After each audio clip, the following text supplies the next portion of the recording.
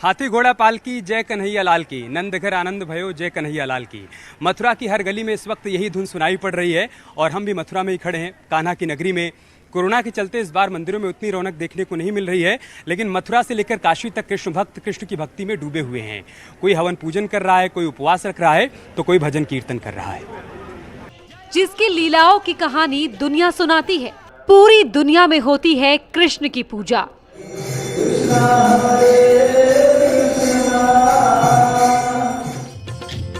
भाद्रपद के कृष्ण पक्ष की अष्टमी को रात में जब रोहिणी नक्षत्र लगा था, उसी वक्त करीब रात 12 बजे श्री कृष्ण का जन्म हुआ।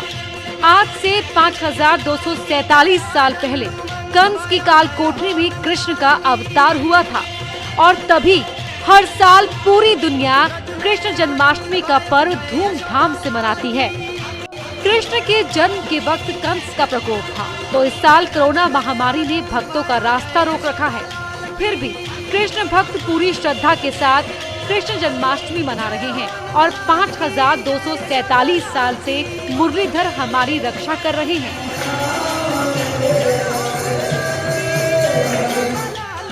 कहते हैं कि भगवान श्री कृष्ण का नाम लेने से ही जीवन मरण के चक्र से मुक्ति मिल जाती है। भगवान कृष्ण में छोटे बालक और शरारती कान्हा का रूप है। भगवान कृष्ण में योगेश्वर श्री कृष्ण का रूप है।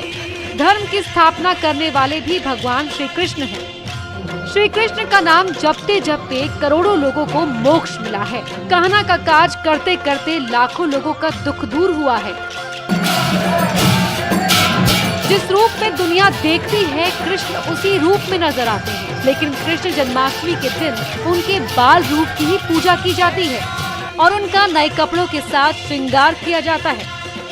भगवान कृष्ण के कपड़े मथुरा में ही तैयार किए जाते हैं और इन कपड़ों को एक मुसलमान परिवार तैयार करता है।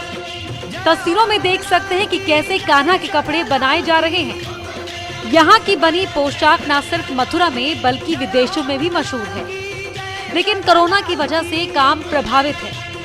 जी, हम ठाकुर जी की पोशाक बनाते हैं और इस साल काम काफ़ी मद्दा है। जो हम करते थे ओवर टाइम वो भी नहीं हो पाता है और इस साल कोरोना के वजह से काम थोड़ा नीचे ही रहा है और हम इस काम को करते हैं, हमको अच्छा लगता है, लेकिन इस बार काम कम रहा है। कोरोना ने भले ही मुश्किलें खड़ी कर दी हैं, लेकिन कृष्ण के चाहने वाले इस उत्सव को मनाने के लिए कोई न कोई रास्ता निकाल लेते हैं। 11 अगस्त से ही जगह जगह भक्त कृष्ण भजन पर झूमते नजर आ रहे हैं और इस मौके पर बाजार, कलाकार, शिल्पकार कृष्ण के मनमोहक तस्वीरें, मूर्तियां भक्तों के लिए उपलब्ध कराई गई हैं। न्यूज़ 18 की टीम कृष्ण जन्माष्टमी पर मथुरा से लेकर द्वारका तक, वृंदावन से लेकर काशी तक मौजूद है और हर तस्वीर आपको दिखा रही है। मथुरा में जन्मोत्सव की तैयारियां पूरी हो चुकी हैं, बस यहाँ पर कृष्ण भक्तों को इंतजार है लल्ला के जन्म लेने का। लेकिन काशी में कैसी तस्वीर देखने को मिल रही है, काशी की जो सखियां हैं कैसे वो गोपी के रूप में सज धज कर नाच रही हैं, गा रही हैं, अपने कान्हा को रिझा रही हैं, वो भी देखिए। कान्हा के रंग में रंगी सखियां, कृष्ण के जन्म से पहले काशी का रंग। गंगा किनारे अपने कान्हा के इंतजार में काशी की गोपियां झूम रही हैं, गीतों पर नाच रही हैं।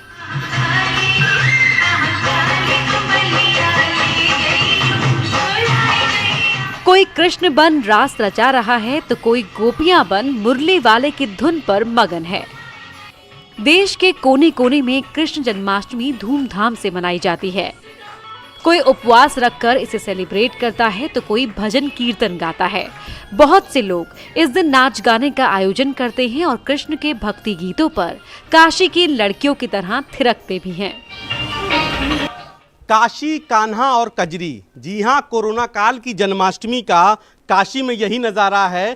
काशी में कान्हा का जन्म हो रहा है और यहाँ की पीढ़ियों पुरानी परंपरा है कजरी गाने की।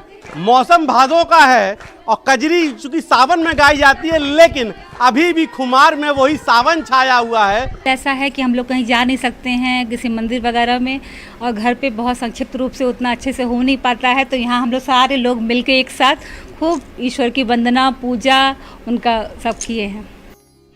जन्माष्टमी का पर्व हो और गीत भजन ना हो, ऐसा कैसे हो सकता है?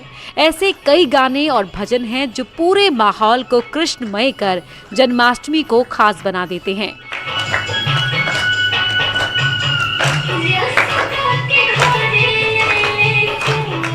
हिंदी, भोजपुरी और अवधी में एक से एक बेहतरीन गाने रचे गए हैं।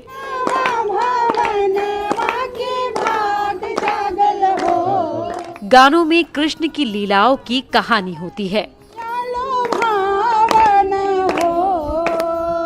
जगह जगह भले ही बड़े मंदिर बंद हो और बड़े आयोजन बंद हो, लेकिन घरों में कुछ इस तरीके से छोटी ही संख्या सही महिलाओं की, लेकिन जज्बा वही है, जज्बा भक्ति वही है। और इसी जज्बे और भक्ति की तस्वीर काशी में कान्हा, कजरी और काशी के रूप में कुछ इस तरीके से दिखाई दे रही। कैमरा पर्सन पंकज सिन्हा के साथ उपेंद्र द्विवेदी, न्यूज़ 18 वाराणसी।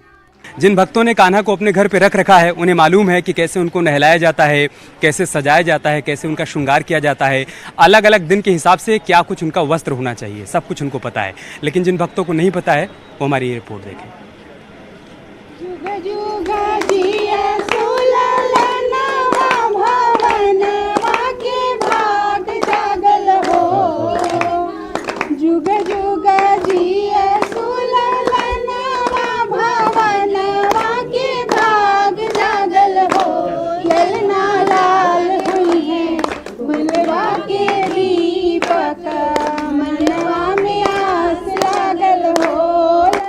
जन्माष्टमी के मौके पर भजन के साथ साथ सोहर गाने की भी परंपरा रही है।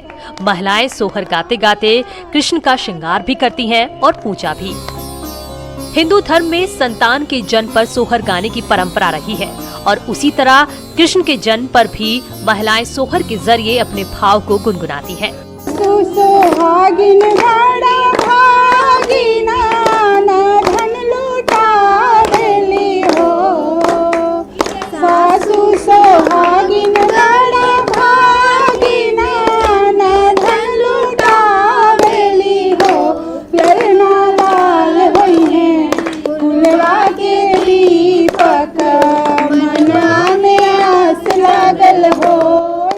तस्वीरों में आप देख रहे हैं कि काशी की महिलाएं गीत गाते हुए कृष्ण का श्रृंगार भी कर रही हैं। क्या आपको पता है कि कन्हैया को कब कैसे कपड़े पहनाए जाते हैं, उनकी पूजा कैसे की जाती है और प्रसाद में क्या होता है?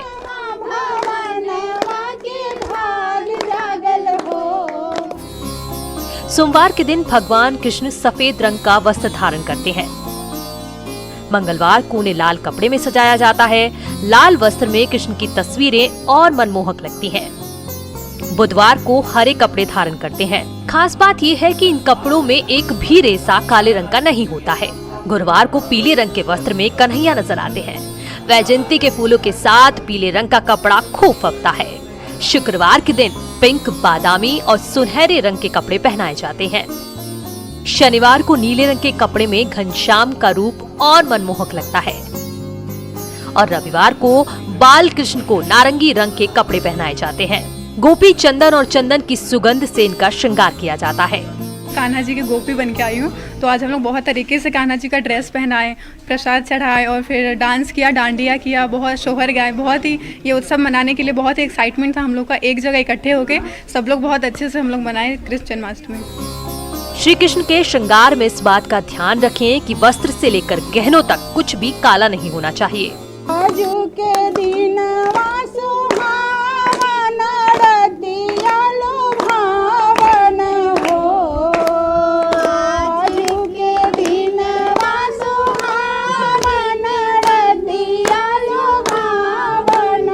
जन्म होता है तो हम सोहर गीत गाते हैं, खुशियाँ मनाते हैं। तो आप ये मान रहे हैं कि मतलब काशी में कान्हा जन्म है? जी, हम मानते हैं कि कान्हा का हमने जन्म मनाया है और उसीलिए हम सोहर गीत गा रहे हैं। झूला झुला रहे थे कान्हा जी को, क्योंकि लड्डू गोपाल का जब जन्म होता है तो उनको झूला झुलाया जाता है। सबसे पहले राधा जी ने झूला झुलाया था, तो कृष्ण भगवान ने बोला था कि मेरी पूजा तब तक सफल नहीं होगी जब तक मुझे कोई मेरे जन्म के बाद झूला नहीं झुलाएगा। इसीलिए ये मान्यता है कि सब लोग उनके जन्म के बाद झूला झुलाते हैं। जन्माष्टमी के प्रसाद में पंचामृत जरूर अर्पित करें, उसमें तुलसी दल भी जरूर डालें। मेवा, माखन और मिश्री का भोग भी लगाएं। कहीं कहीं धनिये की पंजीरी भी अर्पित की जाती है। इसी दिन श्री कृष्ण को पूर्ण सात्विक भोजन अर्पित किए जाते हैं, जिसमें तमाम तरह के व्यंजन होते हैं। हम लोग ने अभी पेड़ा का भोग लगाया, फल का भोग लगाया है और माखन का भोग लगाया है, क्योंकि कृष्ण जी को माखन बहुत ज़्यादा पसंद है और उनके जन्म उत्सव में हम लोग यहाँ पे आए हैं, मना रहे हैं, तो उनके जितने भी मनपसंद चीज़ें हैं उसका हम लोगों ने भोग लगाया है। जन्माष्टमी पर बाल कृष्ण की स्थापना की जाती है। भक्त अपनी मनोकामना के आधार पर जिस स्वरूप को चाहे मूर्ति स्थापित करते हैं। प्रेम और दाम्पत्य जीवन के लिए, राधा कृष्ण की संतान के लिए, बाल कृष्ण की और सभी मनोकामनाओं के लिए बंसी वाले कृष्ण की स्थापना की जाती है। इस दिन शंख और शालिग्राम की स्थापना भी कर सकते हैं। जय हो वेदन में सुन आई, पुराणन में सुन आई, मैं भी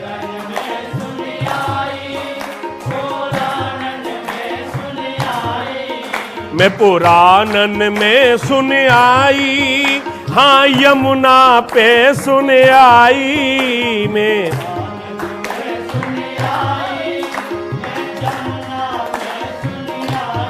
अरे यशोदा जायो ललना में वेदन में सुन आई, अरे यशोदा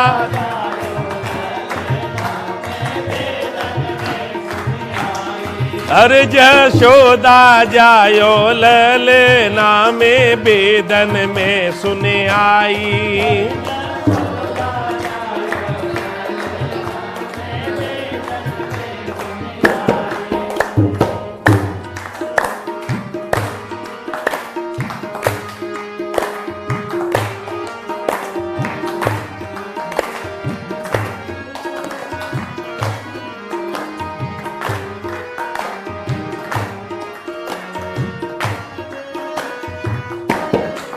बोलो नंद के लाला की।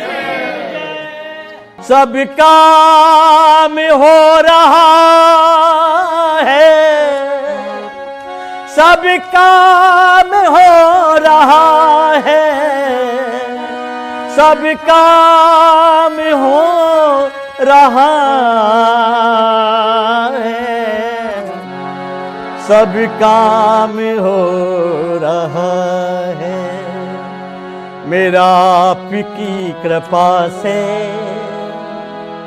सब काम हो रहा है, मेरा आपकी कृपा से सब काम हो रहा है, मेरा आपकी कृपा से सब काम हो रहा है, मेरा आपकी कृपा से सब काम हो रहा है। करते हो तुम कन्हैया,